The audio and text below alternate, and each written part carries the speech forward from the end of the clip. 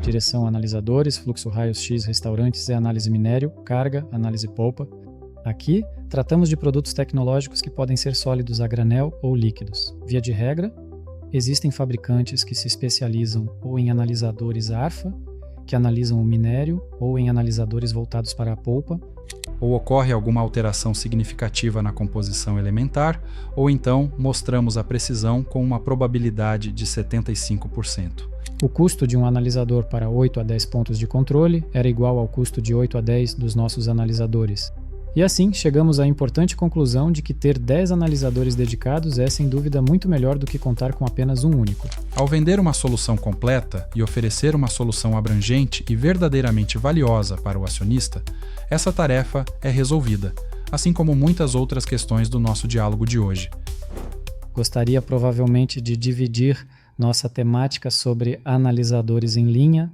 Existem duas principais direções nos analisadores em linha de raio-x e fluorescência. São elas: análise de minério, carga e análise de polpa.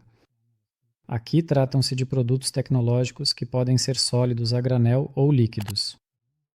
E como regra, existem fabricantes que se especializam ou em analisadores de FRX que analisam minério ou analisadores que analisam polpa.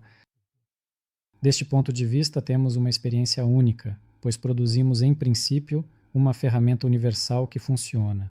Em ambos os casos, já houve precedentes em que instalamos e equipamos toda a fábrica pronta para uso, ou seja, existe um único estoque de peças de reposição, o que, novamente do ponto de vista da eficiência operacional, reduz os custos indiretos de operação.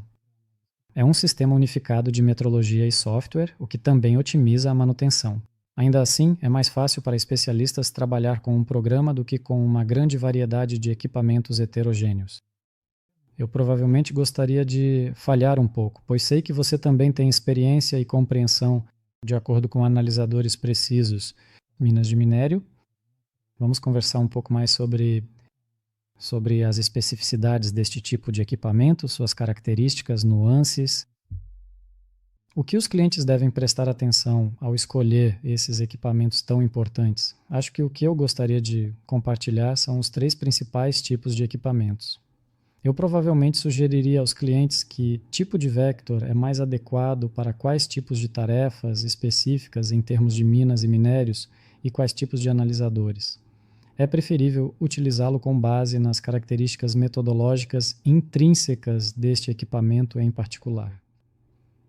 É uma tarefa muito importante para nós entender, afinal, o que está vindo da mina a céu aberto ou da mina subterrânea, que tipo de minério realmente recebemos, se é rico ou pobre. Os líderes do mercado, grandes empresas, foram ainda mais longe e começaram a se preocupar com questões de mineralogia. Ou seja, não basta conhecer apenas a composição material, é preciso avançar para o nível dos minerais e ir além. Sim, essas tarefas também são colocadas e há nuances significativas ao utilizar esse equipamento. Quando lidamos com o minério bruto, há pedaços realmente grandes de minério, que podem chegar até 40 centímetros de tamanho considerável. E há muitos detalhes realmente importantes na medição, por exemplo, do minério nesse estado bruto, logo após a sua extração inicial. Após uma certa trituração primária, quando os pedaços passam a ter 30 centímetros, na sua valiosa experiência profissional, quais são as particularidades e os desafios inerentes ao utilizar analisadores em linha, especialmente quando se lida com um minério que apresenta pedaços de grandes dimensões? Sim, muito obrigado pela sua pergunta, caro Arseny Vladimirovich. De fato, há uma nuance bastante significativa e importante aqui, que traz suas próprias correções e ajustes ao conceito fundamental de geometalurgia. Porque a geometalurgia é justamente a disciplina essencial que permite ajustar e otimizar o fluxo. Dessa forma, para que a eficiência da extração esteja dentro de limites previsíveis e compreensíveis. Porque as perdas que ocorrem na flotação, bem, e não só nela, na flotação, todas as perdas que acontecem desde a entrada até a saída do produto final, é justamente essa a área que precisa ser influenciada. Para que a empresa entenda o que está extraindo, normalmente é construída uma espécie de modelo em blocos, ou seja, entendemos que não podemos extrair tudo de uma vez.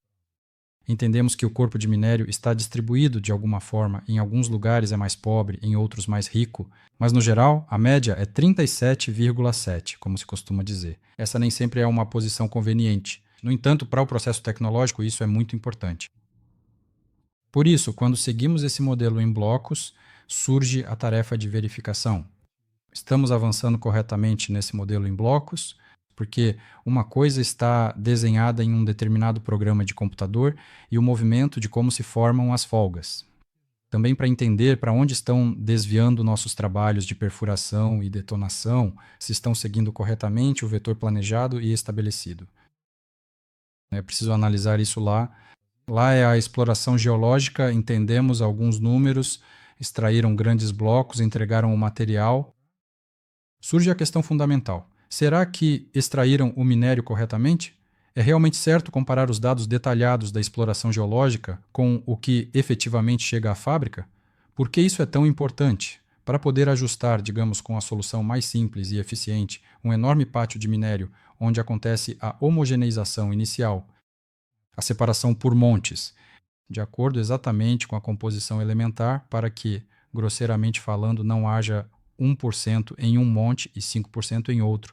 É preciso que em todos seja 13,5.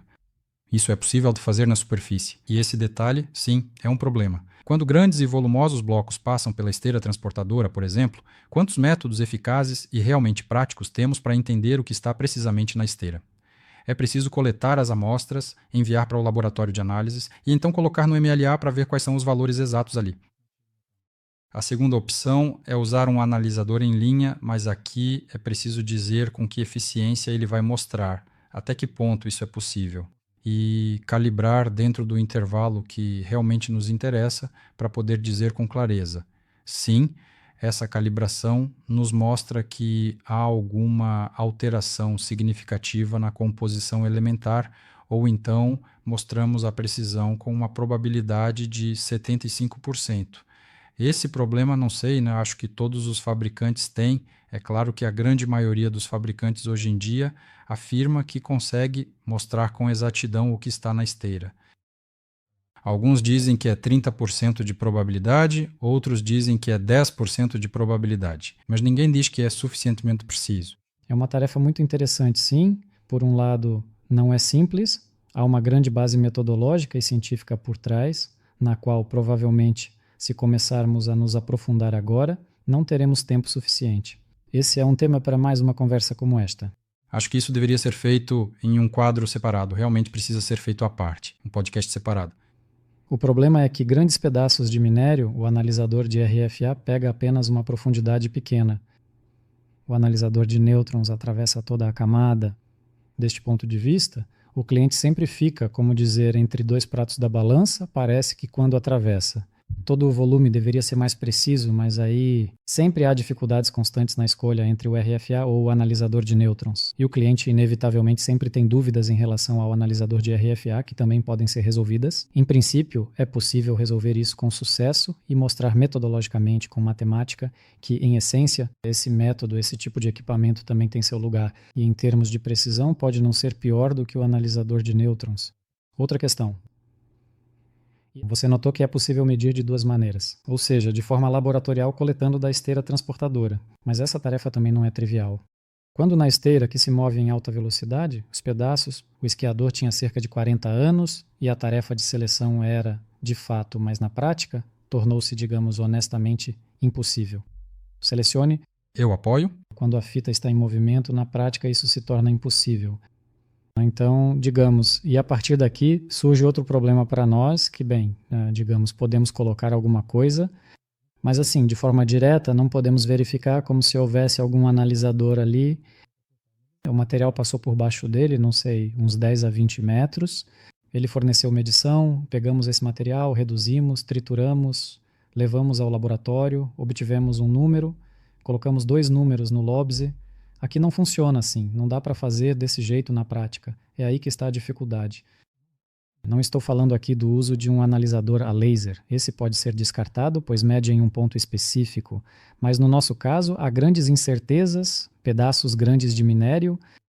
Mas eu gostaria de destacar este detalhe importante. Ao longo de todos os anos, o cliente sempre procura ativamente. Ele compara cuidadosamente duas soluções, esses dois métodos físicos de análise detalhada e aqui. Mas a nossa empresa também está trabalhando ativamente no desenvolvimento de métodos e soluções inovadoras que nos permitam, digamos, do ponto de vista do uso de um analisador de RF, colocar os pontos nos is neste importante assunto. Provavelmente tarefas mais fáceis de resolver, como a análise detalhada de uma mina ou de algum minério.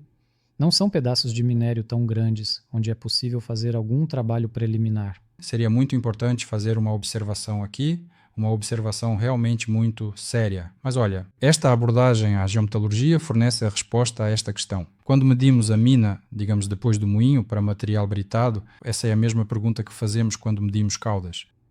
Essa é a parte pós-processamento, sobre a qual já não está claro como influenciar. E se a empresa realmente pensa em realmente aumentar a eficiência operacional do ponto de vista de eliminar perdas tecnológicas, então o trabalho é todo. Desse bloco, do bloco de extração e do bloco de alimentação até a entrada na fábrica, torna-se realmente muito sério e de fato relevante, porque é possível tentar resolver o problema diretamente usando um analisador de nêutrons. Todo o bloco ali, sim, ali é 60 por metro, digamos, ou então 60 por 60 ou 30 por 30. Mas no final das contas, isso não resolve a questão fundamental de como a fábrica deve ser alimentada, falando entre aspas de forma correta e eficiente, para justamente começar a eliminar as perdas tecnológicas já a partir da alimentação, de uma maneira mais otimizada e precisa. Afinal, se fizermos a alimentação, reduzirmos a variabilidade na entrada da fábrica, então podemos dizer que a estabilidade do nosso processo tecnológico de flotação será um pouco diferente e atraente para o acionista. Por isso, talvez não valha a pena, do ponto de vista estritamente científico, tentar quebrar essa pedra de alguma forma, com a tarefa de querer saber absolutamente tudo. Talvez valha a pena, de alguma maneira, observar ou direcionar as empresas para o ponto ideal de maturidade. E talvez até mesmo para um nível superior de desenvolvimento delas, para que entendam, sim, isso é difícil, sim, isso realmente tira da zona de conforto, sim, é algo impressionante construir algo assim, um pátio de minério, onde tudo isso é misturado no inverno, verão, outono, onde há neve, onde há todo o resto. Sim, é uma tarefa bastante séria verificar detalhadamente o que realmente aconteceu na fase inicial de exploração geológica, confirmar, corrigir a precisão da extração e também a precisão da elevação do minério. São questões grandes e complexas, e aqui não sei o quão correto é dizer isso. Colocar a tarefa assim, dizendo: vamos instalar um aparelho que nos permita medir tudo o que quisermos na entrada, também é possível. Mas até que ponto isso é correto? Se eu entendi corretamente, medir não é suficiente. É preciso tomar algumas decisões gerenciais, técnicas. Decisões gerenciais, exatamente. Encontrar isso aqui. Vyacheslav, lembrei de um detalhe muito importante, como aquela que surge provavelmente do ponto de vista metalúrgico. Quando instalamos algum equipamento, realizamos medições, aquilo que você mencionou, verificar, entender se está certo ou não. Aqui está justamente a pedra no caminho. Os especialistas sempre têm dúvidas sobre qual é a margem de erro, qual é a confiabilidade, até que ponto podemos confiar nos dados que vemos, no número que medimos e assim por diante. A questão não é simples, né? Já se discutiu muito sobre isso. Aqui sim, justamente porque muitas vezes é muito difícil de verificar e de se ter uma confirmação precisa. Mas gostaria de chamar a atenção aqui para o seguinte ponto crucial. Quando falamos sobre o aspecto metrológico, que envolve a ciência da medição e a garantia da qualidade dos resultados, existe talvez um certo preconceito ou uma percepção equivocada, mesmo quando conseguimos coletar uma amostra de controle de forma adequada e representativa após o analisador, o que é fundamental para a validação dos dados. O analisador faz a medição por 5 minutos. Durante esses 5 minutos, coletamos metodicamente algum material e depois fazemos a comparação. De modo geral, considera-se amplamente que a análise química realizada em laboratório é a verdade absoluta e inquestionável, e ao subtrair dos dados obtidos pelo analisador os dados precisos da análise química, todo esse desvio de erro é integralmente atribuído ao próprio analisador. Provavelmente, para o nosso público que vai assistir, gostaria de fazer uma observação. Cada laboratório e cada análise química possui sua própria margem de erro. Essa margem é aceitável e o trabalho é feito dentro de certos limites de erro. Existe também o erro na preparação das amostras, que também não desaparece, e esses erros não são simplesmente somados, mas ainda assim são combinados de acordo com certas fórmulas matemáticas. E aqui também existe a representatividade da análise. E é aqui que chegamos ao ponto de que entendemos que realmente existe um erro acumulado que é causado por uma soma de vários tipos de erros específicos e diferentes e que se acumulam ao longo do tempo, tanto do analisador em linha quanto do laboratório, da representatividade da análise e da preparação das amostras. Mas a questão principal, e aqui eu realmente concordo com você, no entanto, qual erro é aceitável para nós para que possamos de fato alcançar o efeito desejado, o resultado necessário e o mais preciso possível? E qual exatamente, sim, ou seja, muitas vezes, na verdade, é importante considerar, acabamos tendo um diálogo e uma luta pela precisão, mas falta compreensão em um nível superior. Por que estamos lutando por essa precisão? Por que estamos batalhando, ou seja, nessa precisão, para que ela serve em um nível mais alto? O que ela vai nos trazer? Talvez não precisemos de uma precisão extrema até a casa dos centésimos, talvez um percentual, talvez em algum nível probabilístico. Sim, essa é realmente uma questão muito importante. Subir um pouco de nível e definir metodologicamente qual precisão é suficiente e verdadeiramente necessária para que possamos, de fato, alcançarmos o efeito e o resultado desejados. Vale a pena lutar por isso e ir tão longe assim? E é claro que qualquer tarefa pode ser resolvida. A questão é o esforço, o dinheiro, o tempo, novamente. E quando falamos sobre precisão, isso sempre, digamos, é uma questão financeira, uma questão de recursos, uma questão de tempo. E aqui, com certeza, é preciso fazer uma ligação com a eficiência operacional. Qual precisão é necessária e suficiente para resolver a tarefa proposta? E essa ligação, claro, mas ela muitas vezes fica fora do campo de visão ou simplesmente não recebe a devida atenção. Mas frequentemente o que realmente vejo é que não há esse nível mais alto, esse entendimento profundo antes da pesquisa, alguma informação crucial, qual precisão é necessária. Seria suficiente para nós uma justificativa de por que essa precisão é adequada, se precisamos de uma precisão maior ou se a precisão existente já é suficiente. Ou até mesmo, grosso modo, precisamos de algum tipo de indicador, certo, para entender se estamos indo para cima ou para baixo. Olha só, antes que eu me afaste muito, pela minha experiência, o material chega à fábrica e passa pelo processo de moagem. Você pergunta às pessoas quais são as perdas na etapa de moagem e as pessoas não conseguem responder a essa pergunta. Por que não conseguem responder? Qual é o ponto de partida aqui? Quantos por cento de ganga deveria haver na matéria-prima de entrada? Isso é considerado perda ou não? A moagem, por exemplo, funciona aproximadamente 28 minutos por unidade de volume. Para moer o minério até o estágio necessário e adequado para que ele possa ir para a flotação. Há perdas significativas aqui, as pessoas novamente não conseguem responder a essa questão. Mas, se analisarmos bem, as perdas estão justamente nesses 28 minutos. Esse número está especificado no regulamento tecnológico. Entendemos que se houver ganga, a moagem acontece mais rápido. Ou vamos moer de mais ou de menos. Se moermos demais, não haverá nada para flotar, ou seja, haverá uma perda enorme nos rejeitos. E como influenciar isso? Esse é um caso bastante simples, que, claro, surge naturalmente durante um diagnóstico muito profundo. Essas coisas se tornam completamente óbvias quando você coloca absolutamente tudo no papel, de forma clara, e quando entrega para a pessoa diretamente responsável pelo resultado final da fábrica, ou quando dá para o acionista ler e analisar. Ele, claro, começa ali a fazer todas as mesmas perguntas. Onde estão as perdas? Qual é o tamanho delas? Como vocês pretendem influenciá-las? Muito obrigado pela sua valiosa observação. Esse é um caso bastante ilustrativo no que diz respeito à análise detalhada na esteira da carga do transportador. Aqui a tarefa não é tão difícil, Afinal, o material já está triturado, mais heterogêneo, mais homogêneo. Então já é possível adotar diferentes soluções de engenharia e assim por diante.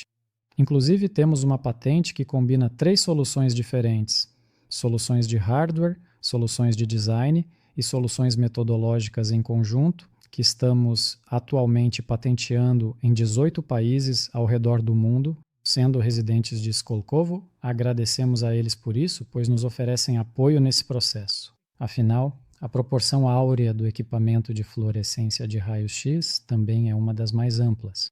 Aplicações, inclusive em produtos tecnológicos líquidos. Isso inclui polpas, em menor grau, talvez soluções, e em grau ainda menor, possivelmente suspensões. Para discussão sobre analisadores de polpa, para o qual provavelmente não daremos aos nossos ouvintes uma resposta exaustiva e definitiva. Mas deixaremos a questão em aberto para uma discussão mais aprofundada, para uma reflexão cuidadosa, e apresentaremos os prós e os contras de cada abordagem. Nós provavelmente somos aquela empresa que vai contra a corrente principal em relação ao sistema convencional de entrega de amostras na fábrica. Normalmente, essas linhas de produção têm dezenas ou até mesmo centenas de metros de extensão e, em determinado momento, várias fábricas, algumas foram projetadas há muito tempo, são simplesmente alongadas e lá é impossível implementar esse sistema de coleta e entrega de amostras, porque a fábrica é muito estendida, as rotas seriam longas demais e é muito difícil transportar amostras por distâncias tão grandes. Alguns, já por puro desespero com a operação desses sistemas de entrega de amostras, decidiram instalar o analisador diretamente no ponto de controle para eliminar esse processo complicado de entrega e transporte da amostra até um único ponto de análise na fábrica. Como as fábricas são grandes, as rotas acabam sendo muito longas, tornando o processo trabalhoso e difícil de implementar. A diferença dos nossos analisadores é que podemos instalá-los diretamente no ponto de análise. São rotas muito curtas, um bypass de 2 a 3 metros, que praticamente não entopem.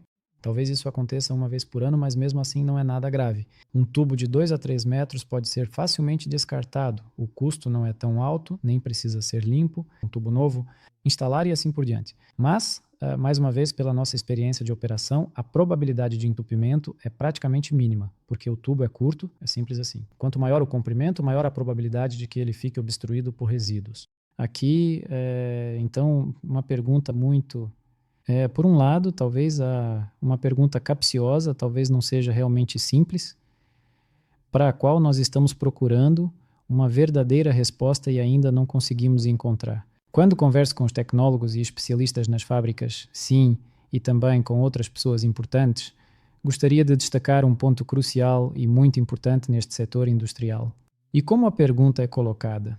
Por exemplo, existe uma solução clássica, onde historicamente não era possível, o nível da tecnologia, da técnica, da eletrônica, não estava pronto para que fosse possível lançar um produto, um analisador, que funcionasse como um densímetro instalado diretamente no ponto de controle, ou seja, no tubo. Quando tudo isso estava se desenvolvendo nos anos 50 e 60, não havia essa possibilidade. Por isso, chegou-se à conclusão de que seria necessário um local separado, onde o analisador seria instalado e então a polpa seria bombeada da fábrica até lá. Mas o que aconteceu depois?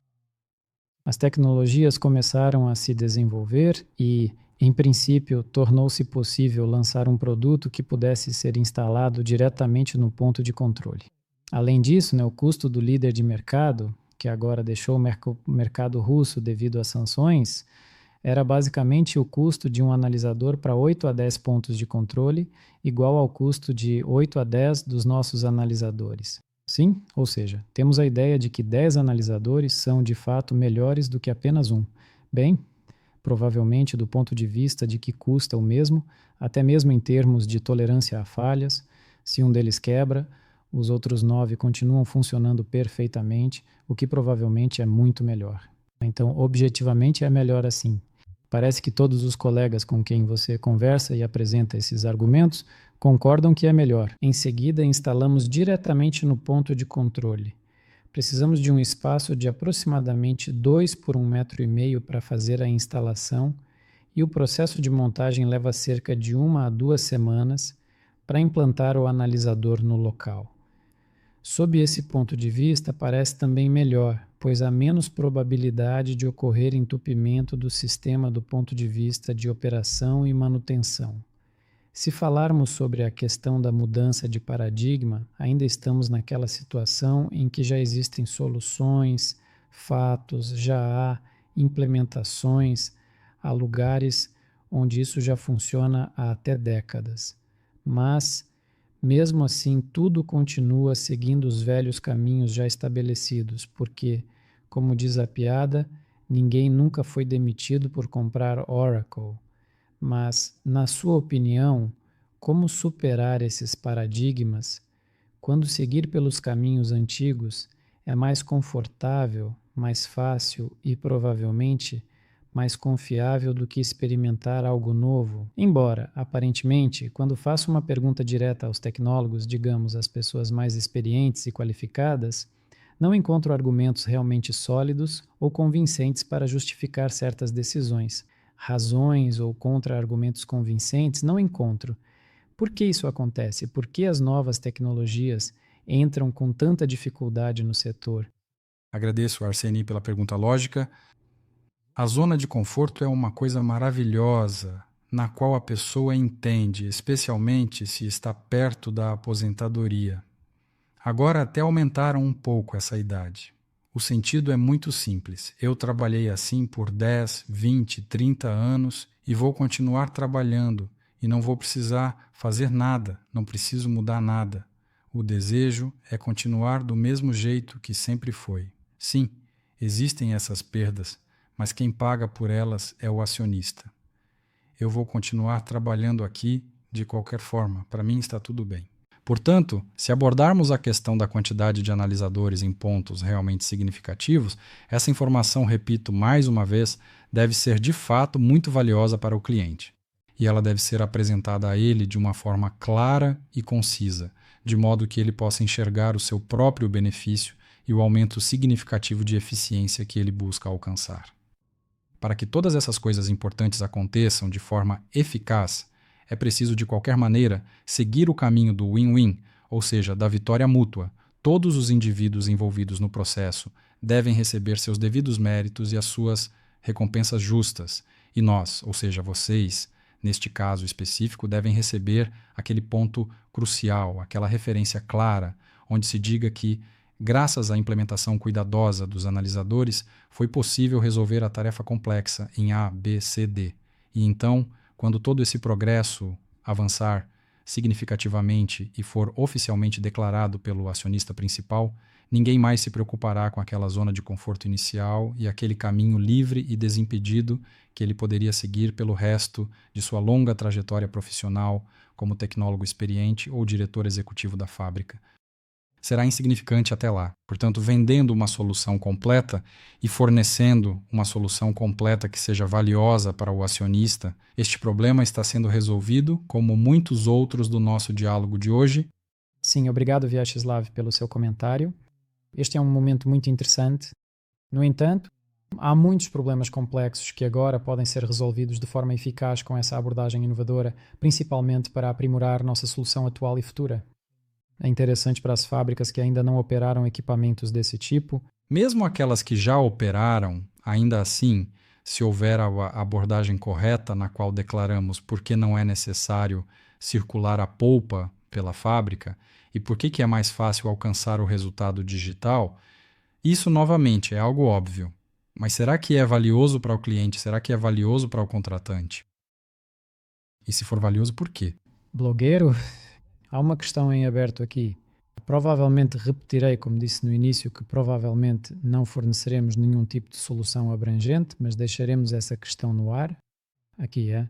Os meios de comunicação modernos também permitem que você possa expressar a sua opinião, deixar alguns desejos e o seu raciocínio crítico, por assim dizer, muito de fato por meio de vídeo, certo? Deixe seus pensamentos e objeções sobre este importante assunto. Sim, é uma pergunta realmente difícil e bastante ambígua do ponto de vista de como você se comunica de forma eficaz com as diversas pessoas responsáveis pelo processo tecnológico.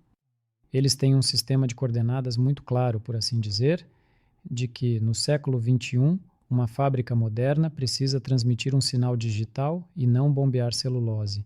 Mas há também um tipo de ponto de vista completamente oposto, sim, incluindo contra-argumentos, de que, em princípio, isso já é uma estrutura bem estabelecida, um esquema já consolidado, sim, de tubulação de uma fábrica, quando a celulose é entregue a uma sala específica, onde, em princípio, uma amostra cumulativa é cuidadosamente coletada. Algumas empresas, por assim dizer, podem até mesmo recusar muito tais decisões importantes e até mesmo, ou seja, tudo acaba sendo bastante individual, depende do gosto e da preferência. No entanto, uma das razões muito principais pelas quais foi tomada a decisão, para os fins desta entrevista, de destacar novamente que essa possibilidade, pelo menos, existe de forma real. Porque, como mostra a prática, apesar de estarmos há muito tempo no mercado, nem todas as empresas sabem isso é possível. Existe a possibilidade de instalar diretamente no ponto de análise. Isso permite, por assim dizer, implantar o analisador de forma muito rápida ali. No futuro, a empresa pode, por conta própria, em 2 ou 3 dias, transferir para outro ponto, se, por assim dizer, as perdas tecnológicas ou problemas que existiam e precisavam ser controlados no ponto atual forem resolvidos. É possível verificar em outro setor e implantar esse equipamento muito rapidamente. Esse é, realmente, provavelmente, o nosso diferencial competitivo, aquilo que gostaríamos de transmitir completamente ao nosso público-alvo, que vai assistir a este vídeo agora, prezados espectadores, com muita atenção. Bem, todas essas questões são respondidas, é preciso notar, pelo levantamento prévio do projeto, que no final das contas nos diz que provavelmente não existe a tarefa de digitalizar absolutamente tudo. Talvez em algum setor da oficina, sim. Talvez seja vantajoso coletar uma amostra, isso será normal. E em algum lugar é realmente necessário trabalhar com dados digitais.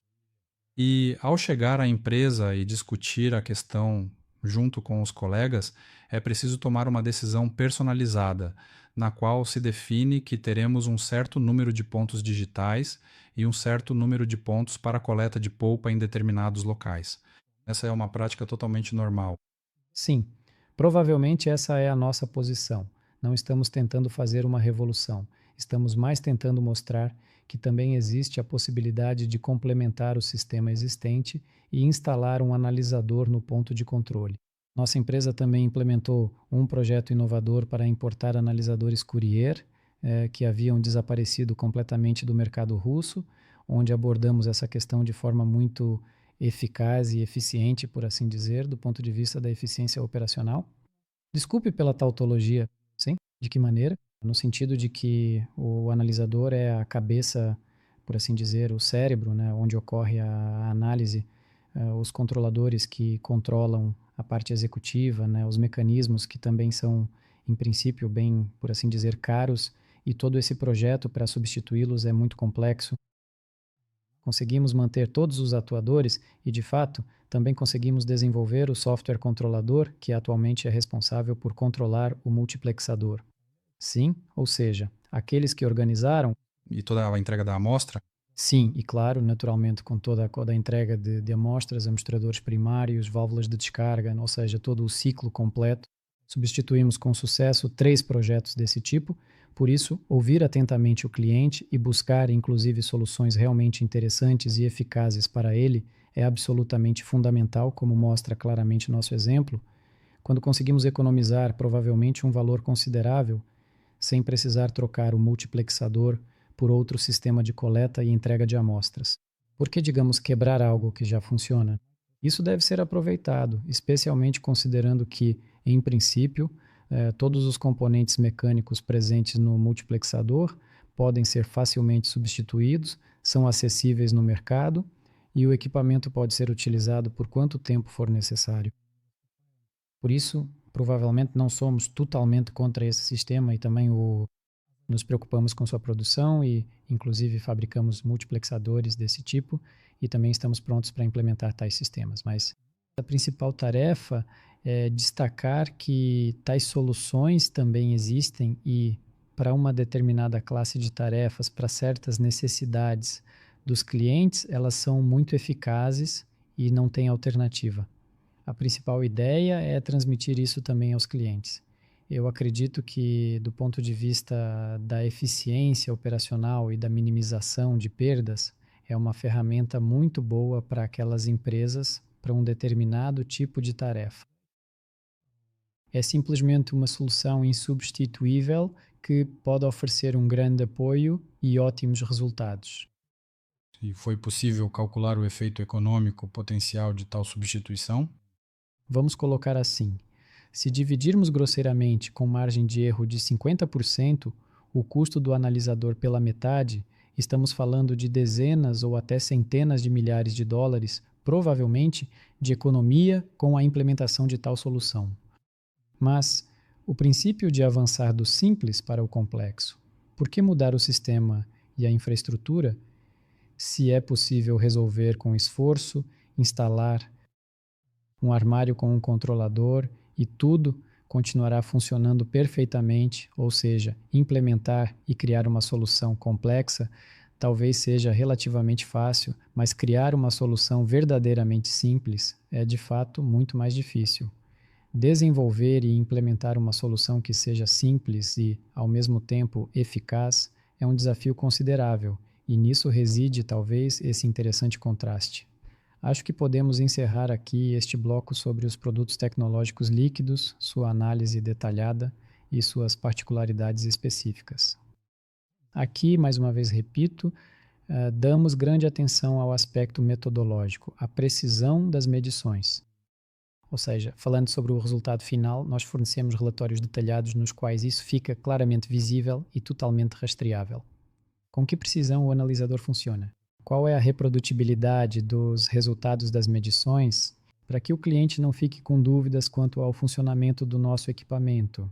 Arseny Vladimirovich, me parece que você está falando do meio termo para que o analisador comece a mostrar resultados precisos. Primeiro, no meu entendimento, é necessário coletar amostras de toda a faixa. É necessário realizar um certo e cuidadoso trabalho de calibração do aparelho. Como resultado desse importante trabalho, é preciso excluir aquelas amostras que claramente não se encaixam no escopo do modelo matemático pelo qual serão exibidos os valores exatos. Se o cliente não fizer isso, se não conseguirmos fornecer a ele determinadas competências nessa direção, dificilmente ele conseguirá. Afinal, os relatórios por si só não lhe darão absolutamente nada. O que você acha? Com base nesses dados, é elaborado o relatório. Sem esses dados, não haverá relatório. Claro, se passarmos para a parte metodológica, mas, sabe, provavelmente é isso, mas se não estivermos falando de pedaços de minério de 30 centímetros, em princípio, essa é uma tarefa relativamente viável.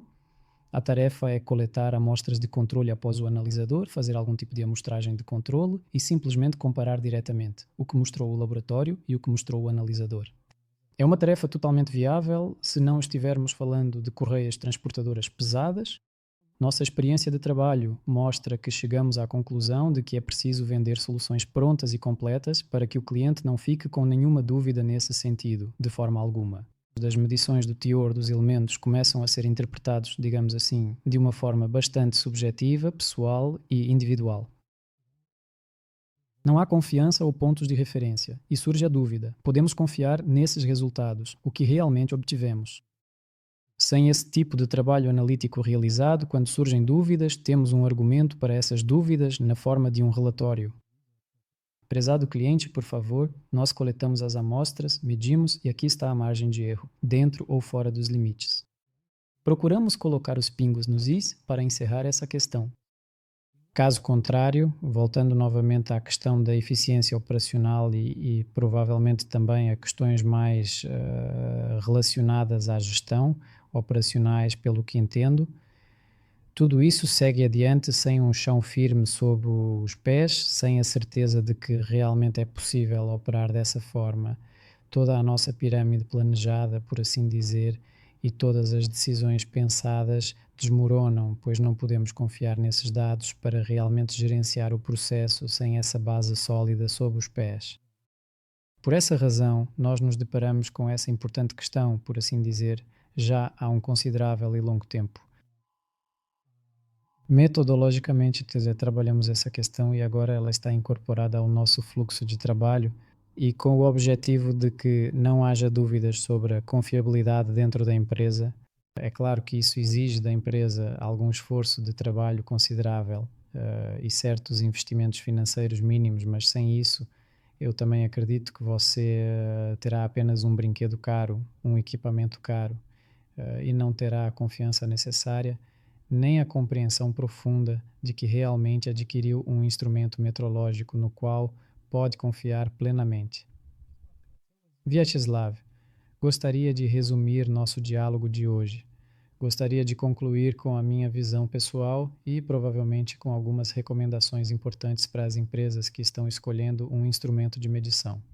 Gostaríamos muito de ouvir de você recomendações valiosas sobre o uso eficaz desse importante instrumento na cadeia de eficiência operacional e também como podemos abordar de forma mais completa a questão da eficiência operacional. E olhar para esse instrumento sob a ótica da eficiência operacional, resumidamente, se possível. Sim, claro que é totalmente possível. Acredito que a empresa deve seguir o caminho correto e mais adequado. Esse caminho inclui necessariamente o trabalho conjunto e a colaboração dos especialistas da Tecno Analyt Pribora com os especialistas que atuam ativamente e de forma eficaz em projetos de eficiência operacional. Para que possamos analisar as diversas soluções e os casos que eles possuem e que por alguma razão não foram implementados, seja por uma falta de conhecimento, uma compreensão, uma visão ou competências técnicas suficientes. Nesse caso, então, a questão dos questionários será completamente resolvida, assim como o correto e minucioso preenchimento deles, a possibilidade de mergulhar profundamente nos regulamentos tecnológicos para analisar o que realmente deve ser influenciado e impactado, levando em consideração as novas tecnologias emergentes, novos reagentes e tudo o mais que possa efetivamente ajudar. E, ao mesmo tempo, registrar o efeito econômico, tanto o potencial quanto o real e tangível, para já apresentar ao acionista aquela informação valiosa e crucial que de fato terá um grande valor para ele e ficará muito claro qual é exatamente o valor financeiro gerado e como isso impacta diretamente o fluxo de caixa livre da empresa. Obrigado pela resposta. Da minha parte, gostaria de resumir no que diz respeito à escolha de equipamentos analíticos, incluindo analisadores em linha, em que pontos vale a pena prestar atenção. Em primeiro lugar, na especialização da empresa, porque, como sabemos, quanto mais amplo o foco, pior a nitidez. Quais competências? Qual experiência prévia nessa área? E o segundo ponto provavelmente já é óbvio. Uma coisa bastante trivial, referências, quais experiências anteriores existem sobre essas questões. E, em terceiro lugar, gostaria, talvez mais como um desejo aos clientes que não tenham medo de experimentar, que olhem para a inovação, para novos desenvolvimentos. Infelizmente, não em todas as empresas, mas na maioria, foram lançados programas de transformação e de processos de negócios. E esses programas, é preciso dizer, funcionam. E as pessoas prestam atenção em alguns novos desenvolvimentos, inovações e se agarram a eles. Isso é muito animador para empresas como a nossa, cujo foco principal, é claro, está em pesquisas de P&D e na solução de tarefas complexas e não convencionais. Obrigado. Muito obrigado. Caros espectadores, se você tiver alguma dúvida, alguma sugestão e eu não abordamos um tópico que também seja, por assim dizer, relevante ou que possa ser de interesse, sinta-se à vontade para escrever e deixar comentários. Nós certamente vamos tentar retornar com um feedback detalhado, responder às suas perguntas, dar respostas mais detalhadas ou talvez até mesmo gravar uma nova conversa com questões urgentes e relevantes que atualmente existem nas empresas e organizações. Se você encontrar imprecisões em nossos discursos, isso não significa que não somos suficientemente competentes. Você pode considerar isso como alimento para reflexão, para continuar o diálogo. Sim, provavelmente esse é um comentário bastante importante. Sim, nós não pretendemos ter a verdade absoluta, nosso diálogo é mais livre, são reflexões aprofundadas sobre o tema, para trazer questões urgentes a um diálogo aberto e construtivo com especialistas das empresas, com as fábricas. Esse também é, de fato, o objetivo principal da nossa empresa. Não fazer piquetes ou objeções contra o cliente, mas sim tentar seguir um caminho muito mais eficiente e construtivo para todos os envolvidos. Por essa razão, todos os indivíduos são bem-vindos à discussão aprofundada, ao debate construtivo, ao envolvimento ativo e participativo nos processos de trabalho diários para uma atuação produtiva e eficaz dentro das empresas, visando o aprimoramento dos métodos e dos equipamentos de controle analítico. Muito obrigado. Obrigado.